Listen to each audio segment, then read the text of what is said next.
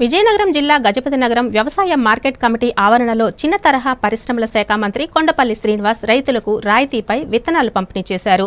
రైతులు రాయితీపై వచ్చిన విత్తనాలను వినియోగించుకొని పంటలు వేసి ఆర్థికంగా అభివృద్ధి చెందాలని ఆయన ఆకాంక్షించారు.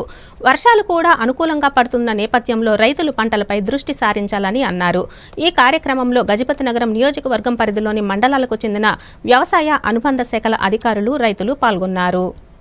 గజపతినగరం మార్కెట్ యార్డులో గజపతినగరం ఎమ్మెల్యే, రాష్ట్ర ఎంఎస్ఎంఈ శాఖ మంత్రి కొండపల్లి శ్రీనివాస్ రైతులకు రాయితీ విత్తనాల పంపిణీ కార్యక్రమాన్ని సోమవారం ప్రారంభించారు. ఈ సందర్భంగా మంత్రి శ్రీనివాస్ మాట్లాడుతూ రైతులు విత్తనాల కోసం ఎటువంటి ఇబ్బంది పడకుండా చర్యలు తీసుకుంటామని అన్నారు. రైతులందరికీ కొరత లేకుండా విత్తనాలను అందిస్తామని హామీ ఇచ్చారు. కౌలు రైతులకు సైతం విత్తనాలు అందించేందుకు కృషి చేస్తామన్నారు. జిల్లా అవసరాలకు సరిపడే విధంగా విత్తనాలను సమకూర్చాలని వ్యవసాయ శాఖను కోరారు. ఎరువులు, యూరియా కూడా పంపిణీకి సిద్ధంగా ఉన్నాయని, అవసరమైన వారు వినియోగించుకోవాలని సూచించారు. ప్రతి రైతుకు మంచి జరగాలని, పండించిన పంటకు తగిన ఆదాయం రావాలని ఆకాంక్షించారు. వర్షాలు కురుస్తున్నాయని, వాతావరణం వ్యవసాయానికి అనుకూలంగా మారిందని చెప్పారు. తాను మంత్రిగా పాల్గొన్న తొలి కార్యక్రమం రైతులకు మేలు చేసే కార్యక్రమం కావడం పట్ల మంత్రి సంతోషాన్ని వ్యక్తం చేశారు. రైతుల సమస్యలను తెలుసుకుని వాటి పరిష్కారానికి హామీ ఇచ్చారు. జిల్లా వ్యవసాయాధికారి విటి రామారావు మాట్లాడుతూ జిల్లాలో పంటల పరిస్థితిని వివరించారు. ఈ ఏడాది 46,000 క్వింటాళ్లు అవసరమని గుర్తించామని, దీనిలో